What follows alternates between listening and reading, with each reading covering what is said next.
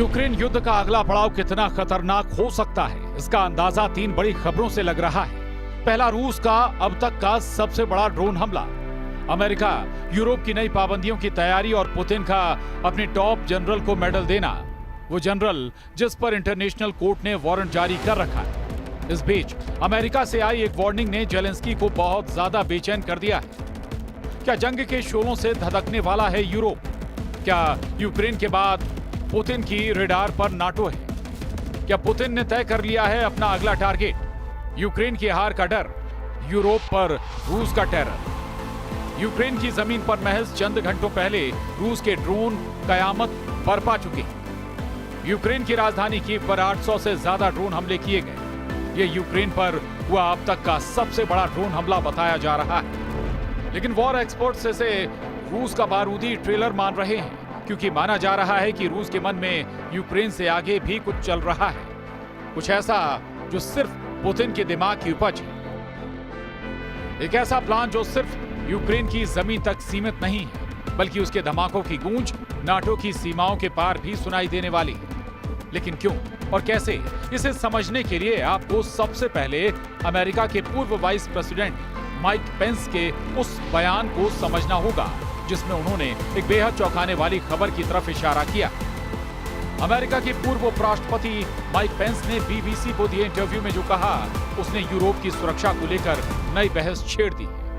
Pens ने साफ शब्दों में चेतावनी दी कि अगर यूक्रेन रूस के सामने हार गया तो इसमें कोई शक नहीं कि अगला निशाना नाटो की सीमाएं होंगी। यानी यूक्रेन की लड़ाई केवल एक देश की जंग नहीं है, बल्कि पूरे यूरोप की सुरक्षा की जंग है। पेंस ने कहा कि पुतिन की महत्वाकांक्षाएं यूक्रेन की सरहद से कहीं आगे तक फैली हुई हैं। अगर उन्हें यहां जीत मिलती है तो रूस को और ताकतवर और ज्यादा खतरनाक बनने का मौका मिलेगा। उस स्थिति में नाटो के सदस्य देश सीधे सीधे खतरे की जद में आ जाएंगे। उनका यह भी कहना है कि अमेरिका को एक बैकस्टॉप यानी सुरक्षा की गारंटी के तौर पर खड़ा रहना होगा, जबकि यूरोपीय देशों को इस जंग का असली नेतृत्व करना होगा। उन्होंने कोएलिशन ऑफ द विलिंग की कोशिशों की सराहना की और कहा कि मजबूत सुरक्षा गारंटी ही एक जस्ट एंड लास्टिंग पीस यानी न्यायपूर्ण और स्थायी शांति का रास्ता खोल सकती है।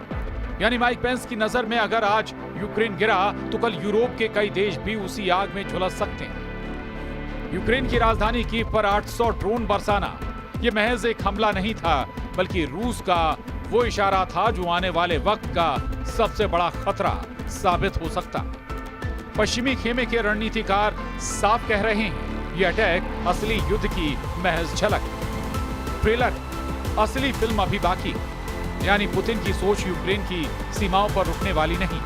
उनका विजन है यूरोप को सीधा डर और दहशत के साए में धकेलने का। अब जरा सोचिए, जब ड्रोन की बरसात ने एक ही रात में यूक्रेन की नींद उड़ा दी, तो अगर यही खतरनाक खेल नाटो की जमीन पर शुरू हो जाए तो हालात क्या होंगे? यही वजह है कि वॉशिंगटन से लेकर पेरिस और बर्लिन तक हलचल मची है। नई पाबंदियों की लिस्ट तैयार हो रही है। रूस की एनर्जी कंपनियों, उसके बैंकों और उसके ग्लोबल सप्लाई नेटवर्क पर सीधा वार करने की प्लानिंग चल रही है। लेकिन इतिहास गवाह है, रूस कभी भी दबाव में झुकता नहीं। और इस बार भी पुतिन ने पश्चिम की सख्ती का जवाब और भी ज्यादा सख्त अंदाज में दिया है। पुतिन ने अपने सबसे भरोसेमंद जनरल गेरासिमोव को ऑर्डर ऑफ करेज मेडल देकर दुनिया को खुला संदेश दिया है। वो जनरल जिस पर इंटरनेशनल क्रिमिनल कोर्ट ने वारंट जारी कर रखा है। यानी पुतिन ने साफ कर दिया है कि उन्हें आईसीसी की परवाह नहीं, उन्हें किसी भी वैश्विक संस्था का डर नहीं, और वो अपने युद्ध जनरलों को हीरो बनाकर पेश करेंगे। ये तस्वीर रूस की उस रणनीति की है जिसमें सैन्य ताकत के साथ साथ प्रोपेगेंडा भी शामिल है। घरेलू मोर्चे पर जनता को यही दिखाया जा रहा है कि उनका नेता पुतिन पश्चिमी साजिशों से लड़ रहा है और उनके जनरल देश की शान है। लेकिन सवाल यही है कि जब दुनिया का सबसे ताकतवर सैन्य गठबंधन नाटो भी इस आग की जद में आने लगेगा, तो क्या हालात केवल चेतावनी तक सीमित रहेंगे या फिर यूरोप सचमुच जंग के मैदान में तब्दील हो जाएगा? क्योंकि ड्रोन हमलों के अलावा रूस की रणनीति में साइबर अटैक, ऊर्जा की सप्लाई रोकना और हाइब्रिड वॉरफेयर भी शामिल है। यानी पुतिन सिर्फ गोलियों और मिसाइलों से नहीं बल्कि गैस पाइपलाइनों और इंटरनेट सर्वर से भी युद्ध छेड़ सकते हैं। यूरोप के लिए आने वाली सर्दियां किसी नए इम्तिहान से कम नहीं होंगी। अगर रूस ने गैस और ऑयल का नल बंद किया तो शहरों की रोशनी से लेकर फैक्ट्रियों की मशीनें तक थम सकती हैं। और यही वो दबाव है जिसका इस्तेमाल पुतिन नाटो और यूरोपीय देशों पर करेंगे ताकि पश्चिम को झुकने पर मजबूर किया जा सके। यानी तस्वीर बेहद साफ है। एक तरफ माइक पेंस जैसे नेताओं की चेतावनी, दूसरी तरफ रूस का अब तक का सबसे बड़ा हमला और तीसरी तरफ पुतिन का अपने जनरल को सम्मानित करना। ये तीनों घटनाएं मिलकर आने वाले तूफान का इशारा दे रही है। रूस की आक्रामक रणनीति को समझना हो तो नजर डालनी होगी पिछले 2 हफ्ते की जंग पर। ड्रोन और मिसाइल अटैक सिर्फ यूक्रेन की राजधानी तक सीमित नहीं रहे। खार्किव, ओडेसा और डोनबास के कई शहर लगातार टारगेट बने हुए हैं। यूक्रेनी खुफिया एजेंसियों का दावा है कि रूस ने ईरान और उत्तर कोरिया से नए बैच में हथियारों की सप्लाई तेज कर दी है। यानी पुतिन इस जंग को लंबा खींचने की तैयारी में और इसके लिए उन्हें सैन्य रसद की कमी रोकनी होगी। अमेरिकी रक्षा विभाग की रिपोर्ट कहती है कि रूस हर हफ्ते औसतन 1500 से ज्यादा ड्रोन और मिसाइलें तैयार कर रहा है। रूस का औद्योगिक ढांचा अब सिर्फ एक चीज पर केंद्रित है, युद्ध। लेकिन कहानी यहीं तक सीमित नहीं। मैदानी जंग के साथ रूस ने कूटनीतिक मोर्चे पर भी अपने पत्ते खोल दिए। चीन और रूस की हालिया मुलाकात को लेकर पश्चिमी विशेषज्ञों का कहना है कि ये मुलाकात सिर्फ दोस्ताना तस्वीरों की नहीं थी बल्कि यूरोप के लिए नया सिरदर्द बन सकती है। चीन ने रूस को सीधे सीधे हथियार देने से इनकार किया है, लेकिन डुअल यूज टेक्नोलॉजी यानी ऐसे उपकरण जो सिविल और मिलिट्री दोनों कामों में इस्तेमाल हो सकें, उसकी सप्लाई पर चुप्पी साधी हुई। दूसरी तरफ नाटो की तैयारी भी कम नहीं। ब्रसेल्स में हुई हालिया मीटिंग्स में फिनलैंड और पोलैंड ने खुलकर चेतावनी दी कि अगर यूक्रेन हारा तो उनकी सीमाएं सीधे खतरे में होंगी। यानी नाटो के छोटे लेकिन संवेदनशील देश अब सीधे सीधे रूस को चुनौती देने की मांग उठा रहे हैं। और जब बात पुतिन की महत्वाकांक्षाओं की हो तो एक अहम सवाल हमेशा उठता है, क्या उनका असली मकसद सिर्फ यूक्रेन को गिराना है या फिर सोवियत यूनियन के पुराने नक्शे को फिर से खड़ा करना? क्योंकि उनके हर भाषण में ऐतिहासिक गलती सुधारने की बात दोहराई जाती है। तस्वीर साफ है, यूक्रेन सिर्फ पहला पड़ाव है, मंजिल कहीं और है। अब जरा सोचिए, यूरोप की सीमाओं पर अगर ये जंग फैलती है तो असर सिर्फ टैंकों और मिसाइलों तक सीमित नहीं रहेगा। स्टॉक मार्केट से लेकर ग्लोबल ऑयल प्राइस तक हर सेक्टर इस आग की लपटों में झुलसेगा। पहले से ही जर्मनी और फ्रांस में महंगाई रिकॉर्ड स्तर पर पहुंच चुकी है। अगर ऊर्जा संकट और गहरा हुआ तो यूरोपीय जनता की नाराजगी सड़कों पर दिखेगी। यही वो मोमेंट है जहां पुतिन को बढ़त मिल सकती है, क्योंकि उनकी स्ट्रेटजी सिर्फ युद्ध नहीं बल्कि मनोवैज्ञानिक दबाव भी है। अगर यूरोपीय जनता अपने नेताओं पर दबाव बनाएगी तो नाटो की एकजुटता खुद ब खुद टूट सकती है। ब्रिटिश इंटेलिजेंस की रिपोर्ट के मुताबिक रूस पहले से ही सोशल मीडिया प्लेटफॉर्म पर फेक न्यूज और डिसइंफॉर्मेशन कैंपेन चला रहा है।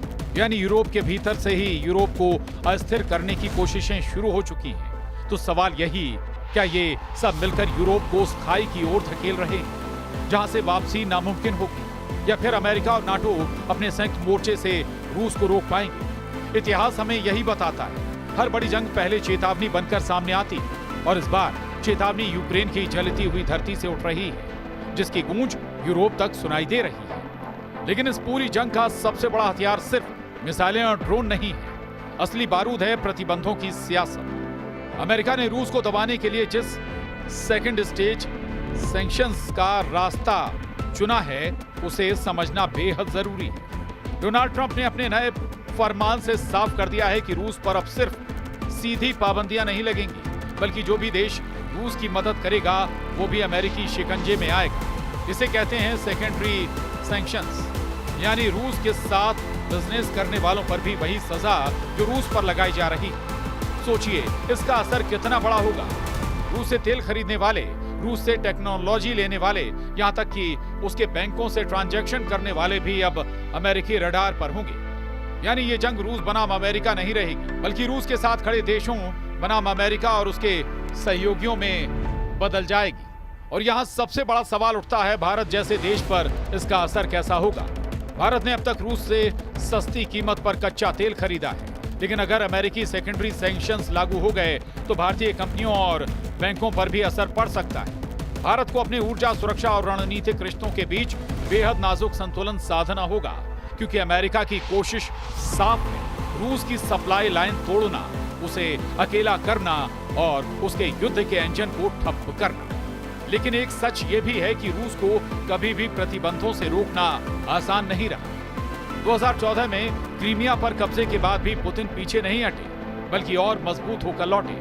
और आज भी जब रूस पर 15,000 से ज्यादा प्रतिबंध लागू हैं, तो उस वक्त भी रूस की वॉर मशीन और ज्यादा खतरनाक रूप ले चुकी है। असल डर यही है, पश्चिम की ये पाबंदियां कहीं रूस को और ज्यादा आक्रामक न बना दें, क्योंकि अगर पुतिन ने मान लिया कि अब खोने के लिए कुछ नहीं बचा, तो उनके कदम और भी खतरनाक हो सकते हैं। और यही वो मोड़ होगा जहां से यूरोप की सरहदें जलती हुई आग में बदल सकती हैं।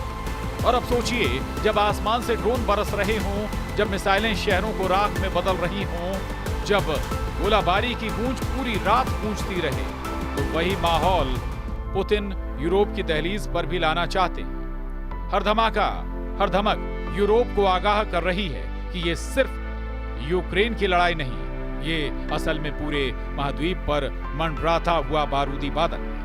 अगर रूस ने नाटो की सरहदों पर एक ही मिसाइल दाग दी, तो फिर खेल सिर्फ दो देशों का नहीं रहेगा, ये तीसरे विश्व युद्ध की दहशत में बदल जाएगा। जरा सोचिए, ड्रोन का झुंड अगर पेरिस के आसमान में मंडराए, मिसाइलें अगर वारसा की दीवारें तोड़े, साइबर अटैक से अगर लंदन की बत्तियां बुझ जाएं, तो यूरोप का नक्शा किस तरह बदल जाएगा। और यही वो पल है जहां रूस सिर्फ बारूद से नहीं, बल्कि डर से लड़ाई जीतना चाहता है। पुतिन का दांव साफ है, हर धमाका, हर मिसाइल, हर ड्रोन सिर्फ जमीन पर वार नहीं करता, बल्कि यूरोप की हिम्मत और उसकी एकजुटता को भी तोड़ने की कोशिश करता है। यानी खेल अब खुल चुका है, एक तरफ नाटो के बारूद के ढेर, दूसरी तरफ पुतिन की मिसाइलों का तूफान, और बीच में फंसा पूरा यूरोप। सवाल यही है, क्या ये धमाके सिर्फ चेतावनी है या फिर असली महायुद्ध की शुरुआत?